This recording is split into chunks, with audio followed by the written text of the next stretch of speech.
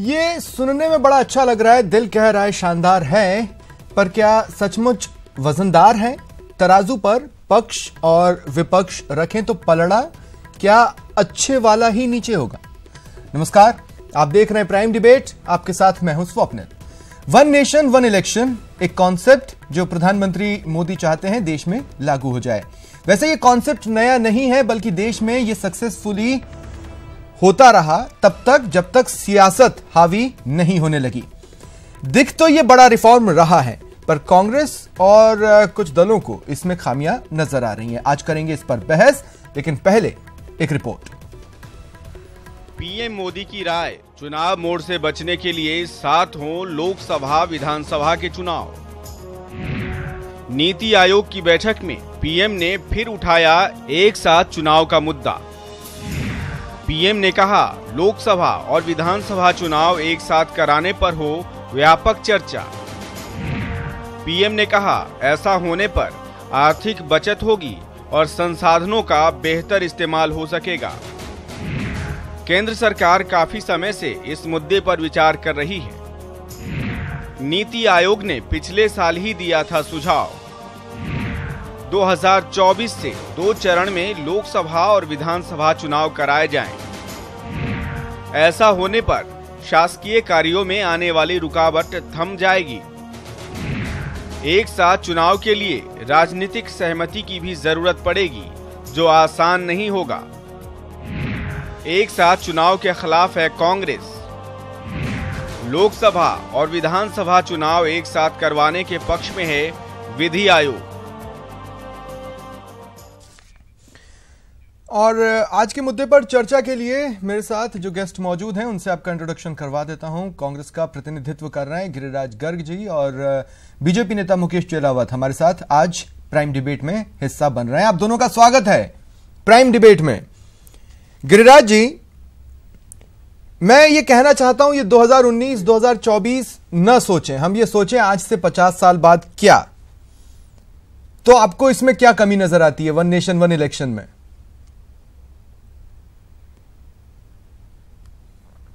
देखिए स्वपन जी, one nation one election का जो प्रधानमंत्री जी ने फॉर्मूला दिया है, पिछले दिनों जब इन्होंने विपक्षी दलों की बैठक बुलाई थी चर्चा करने के लिए, उसमें सबसे बड़ी बात उभर के ये आई थी कि जहां जिन प्रांतों में आधे हिंदुस्तान में इनकी सरकारें हैं, पहले ये अपनी सरकारों से तो तय करवा लें, वहां से तो प्रस्ताव ले लें कि वो चुनाव चाहते हैं या नहीं चाहते हैं लोकसभा के साथ में। आप ये सारा जो है वो विपक्ष के ऊपर थोपना नहीं, लेकिन बहुत सी जगह तो आप ये सोचिए कि महाराष्ट्र में जहां पर बीजेपी की हालत नंबर्स के हिसाब से पतली है, वहां पर देवेंद्र फडणवीस ने क्लियरेंस दे दिया कि आप करा लीजिए, मुझे दिक्कत नहीं है। ओडिशा में नवीन पटनायक क्लियरेंस दे चुके हैं, तेलंगाना से टीआरएस दे चुकी है। ऐसा नहीं है कि क्लियरेंस मिल नहीं रहा है। कांग्रेस को क्या प्रॉब्लम है? नहीं, लेकिन पूरे देश के अंदर आप 3 प्रांतों का नाम ले रहे हो, ये 20-21 प्रांतों में इनकी सरकारें हैं। ये पहले वहां प्रस्ताव पास करके ये लिए हुए हैं कि भाई लोकसभा के साथ में विधानसभाओं का, तो उसके बाद कांग्रेस समर्थन देगी, देते हैं, उसके बाद आगे बढ़ेगी। उसके बाद कांग्रेस समर्थन देगी। चुनाव जब नजदीक आ गया, सरकार की जब फेयरनेस सामने आ गई, सरकार टोटल फेल हो गई, तब जाके गिरिराज जी एक बात बताइए, अगर अनिराज जी प्रस्ताव देते हैं तो क्या कांग्रेस साथ देगी या तब भी कांग्रेस अपोज करेगी? पहले ये तो उसके बाद की बात है ना। पहले परिवार के इनके 20 प्रांतों की सहमति तो आवे। अरे सर, तो कांग्रेस का भी तो कोई स्टैंड होगा ना गिरिराज जी, कांग्रेस का भी तो कोई स्टैंड होगा ना, वो मुझे बताइए ना। कांग्रेस का स्टैंड क्या है, होना चाहिए नहीं होना चाहिए? कांग्रेस का स्टैंड बिल्कुल कांग्रेस का देश हित, कांग्रेस का स्टैंड देश हित के अंदर है। जो देश की हित की बात होगी उसके लिए कांग्रेस बिल्कुल मजबूती के साथ तो इससे मैं क्या समझूं, वन नेशन वन इलेक्शन ये देश हित में है या नहीं? कांग्रेस का स्टैंड इसको लेकर क्या है, ये होना चाहिए या नहीं? बिल्कुल नहीं, देश के हित में है, लेकिन देश के हित में होने के लिए क्या है, लोकसभा चुनाव जब नजदीक आ गया, जब इनकी हालत पतली है, पूरे 10 के 10 लोकसभा बाई इलेक्शन ये हार चुके हैं, तो उस समय ये आके इस तरह की बातें कर रहे हैं, तो उससे क्या होगा? इनकी साफ थी तो 4.5 साल पहले इन्होंने ये बात क्यों नहीं उठाई? अरे तो अच्छा, मतलब आपको कॉन्सेप्ट का विरोध नहीं है, लेकिन आपको डर इस बात का है कि किसी एक लीडर की लहर चलेगी और वो सारे वोट ले जाएगा। अगर ऐसा वोट जाता भी है तो फिर तो मैं कहूंगा जनता ने वोट डाला। लहर नहीं चलेगी। ये तो उनका डिप्लोमेट, ये तो उनका राइट है। 10 लोकसभा चुनाव भारतीय जनता पार्टी, अरे पर डेमोक्रेटिक राइट है ना लोगों का। यूपी के अंदर 3 लोग, आप इस डर से क्यों कहना आप? अरे गिरिराज जी, बात वही, अगर आप कह रहे हैं वन नेशन वन इलेक्शन अच्छा है तो अच्छा है, बात खत्म। फिर 2019 में हो या 2024 में हो, क्या अंतर पड़ता है? अच्छा है, हम उसके लिए बुरा कहां कह रहे हैं, लेकिन हम ये कह रहे हैं कि आप ये जुमले जो है चुनाव के समय लेके आ रहे हो। अगर आपकी नीयत साफ थी, आप 4.5 साल से प्रयास करते हैं। अरे सर, नीयत जब आप कंप्यूटर लाए थे आपकी भी साफ थी ना। अब गिरिराज जी मेरी बात सुनिए, अब मैं मुकेश चलावत जी को शामिल करूंगा डिबेट में। 2 मिनट मेरी बात सुनिए। मैं एक बात यहां लोगों को याद दिलाना चाहता हूं, जब राजीव गांधी अड़ गए थे इस बात पर कि कंप्यूटर आना चाहिए, पूरे देश को लगता था गलत है, पर उनकी नीयत साफ थी। बाद में कंप्यूटर का इस्तेमाल भी समझ में आ गया और उसका बेनिफिट भी हुआ, क्योंकि राजीव गांधी ने 50 साल बाद की स्थिति को पोर्ट्रे किया। उनकी जो नजर थी वो अगले साल या उसके अगले साल या 10 सालों पर नहीं थी, उसके आगे थी।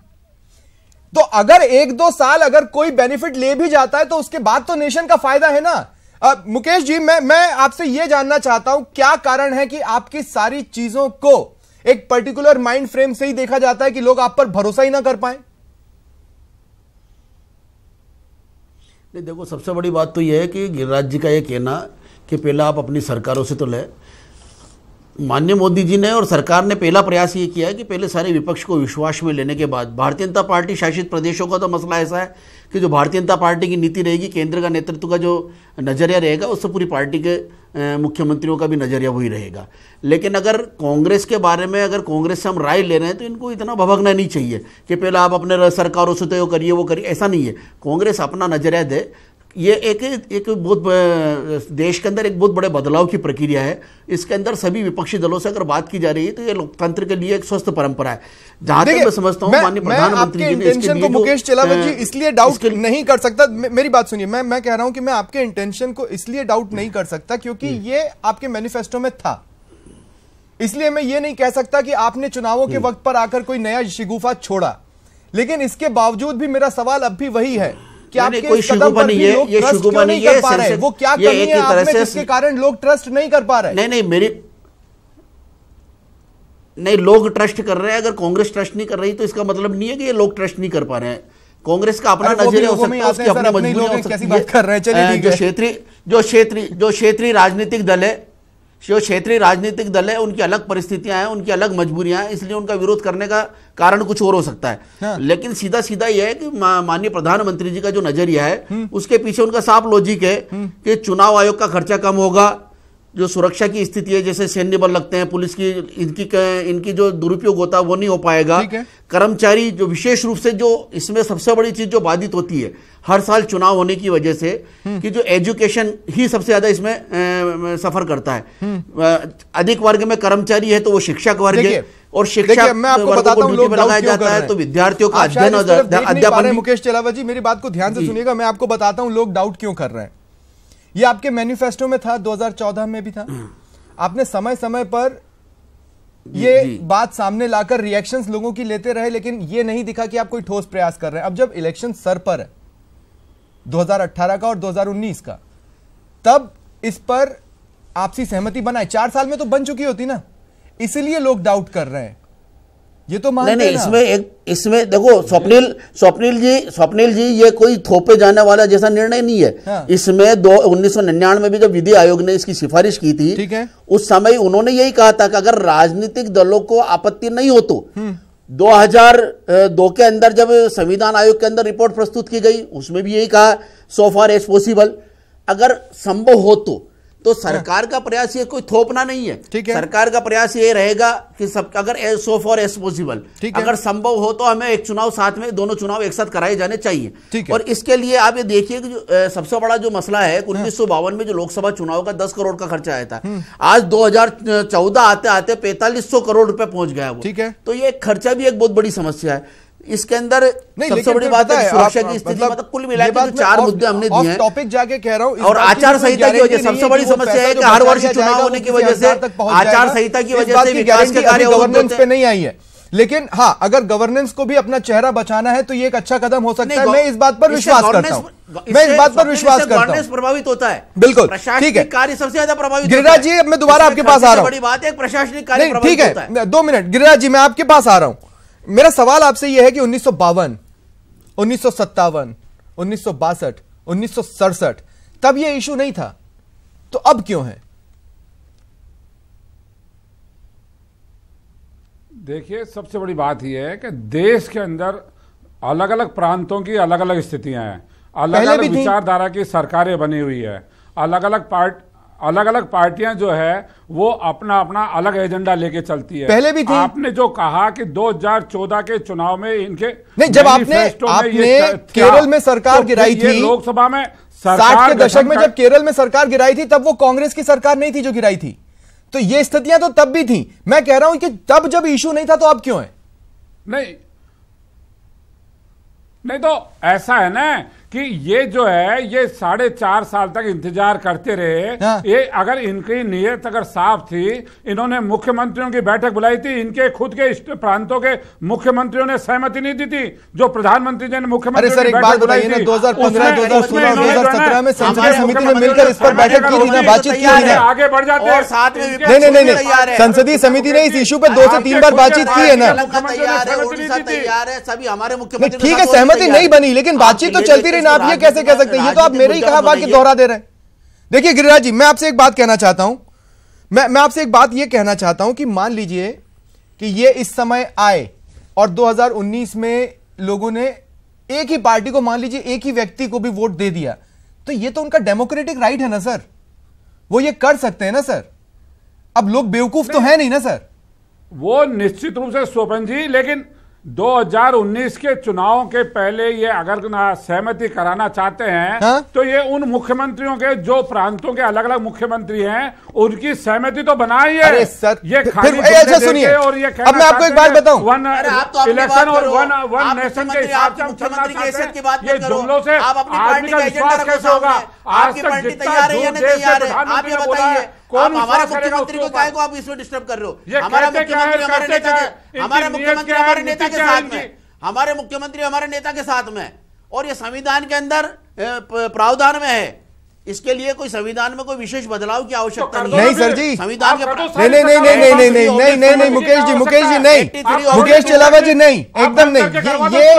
ये कहना एक गलत तथ्य होगा कि संविधान में कोई आमूलचूल परिवर्तन नहीं करना होगा, मेजर परिवर्तन करना होगा। संविधान में आप बताइए, अच्छा एक बात बताइए, क्या आपको प्रेसिडेंट रूल का समय बढ़ाने के लिए संविधान में प्रावधान करने होंगे या नहीं? ये इसके अंदर करने होंगे या नहीं दी गई है?